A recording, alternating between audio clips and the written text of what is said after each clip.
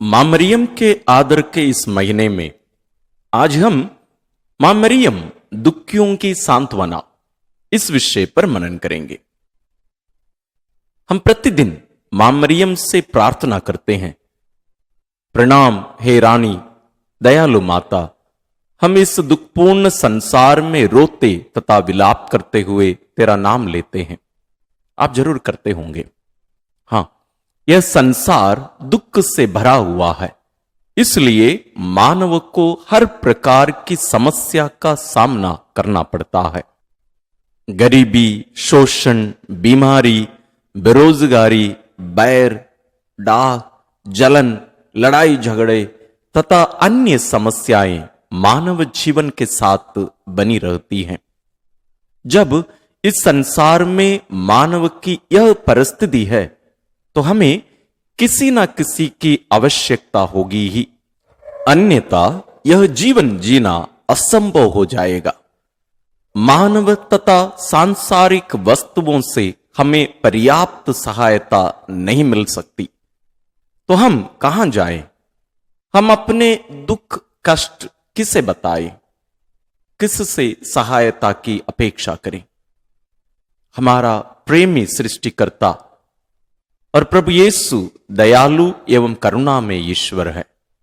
उसने हमें ऐसी दयनीय परिस्थिति में भी नहीं त्यागा है। वह हमें प्रेम पूर्वक आमंत्रित करता और कहता है, थके मांदे और बोझ से दबे हुए लोगों, तुम सभी मेरे पास आओ, मैं तुम्हें विश्राम दूंगा। मत्ती अध्याय 11 पद संख्या 28। इसके अतिरिक्त उन्होंने स्वयं अपनी पवित्र माता के संरक्षण में मानव जाति को सौंप दिया कि वह दीन दुखियों को सांत्वना, निर्बलों को बल और साहस, जरूरतमंदों को सहायता तथा बीमारों को स्वास्थ्य प्रदान करे। मां मरियम को प्रभु यीशु के जन्म से मरण तक दुखों का सामना करना पड़ा, अतः वह मानव जाति के दुखों को भली भांति समझती है। वह हमारे लिए प्रार्थना करने सदैव तैयार रहती है। इस संदर्भ में संतों ने कहा है, सब संतों में मां मरियम ही अधिक दयालु और करुणामयी है, जिसे मानव जाति के दुखों पर दया आती है तथा कठिन से कठिन परिस्थिति में भी सहायता करने के लिए वह प्रस्तुत रहती है।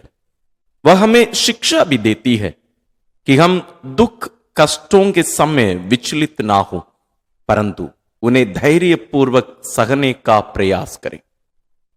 सहनशील व्यक्ति ईश्वर की याचना में सहर्ष योगदान प्रदान करता है, ईश्वर की इच्छा पर चलता है, ईश्वर पर अटल विश्वास रखता है, गरीबी और दीनता का मूल्य समझता एवं परोपकार की भावना रखते हुए अन्य व्यक्तियों के समक्ष उत्तम आदर्श प्रस्तुत करता है। इस प्रकार भले कार्यों द्वारा वह ईश्वर की महिमा करता है। आइए इस महान रहस्य पर आधारित एक घटना देखें। किसी परिवार में एक माता के कई पुत्र पुत्रियां थीं। एक पुत्र का, जिसे वह सबसे अधिक प्यार करती थी, अचानक स्वर्गवास हो गया। उस महिला के दुख की सीमा ना रही। दुख के कारण वह आंसू बहाती रही। लोगों की सांत्वना के बावजूद भी उसे शांति ना मिली। अंत में एक चित्रकार ने एक उपाय सोचा। उसने 2 तस्वीरें बनाई। पहली तस्वीर में उसने उस महिला के स्वर्गवासी पुत्र का चित्र बनाया। दूसरी तस्वीर में दुखित माता मरियम का, जिसकी बाहों में ईश पुत्र यीशु मसीह का शव था।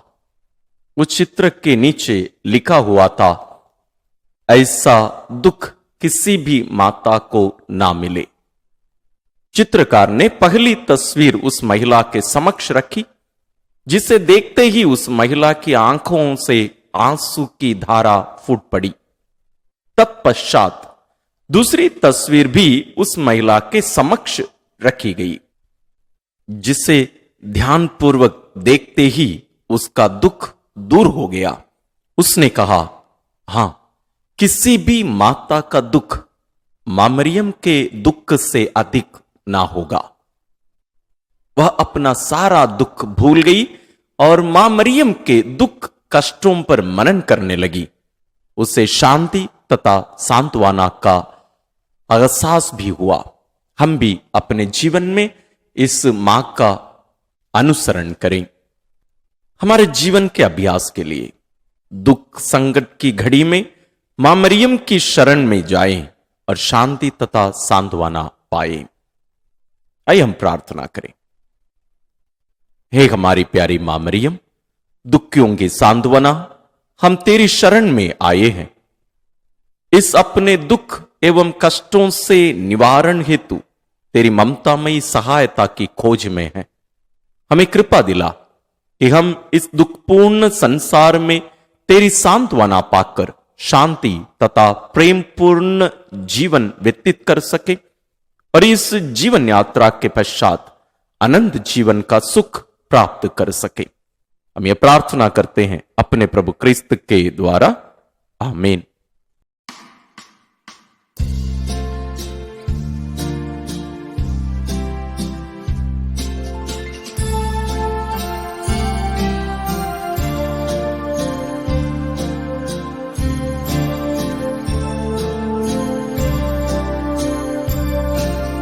वह हमारी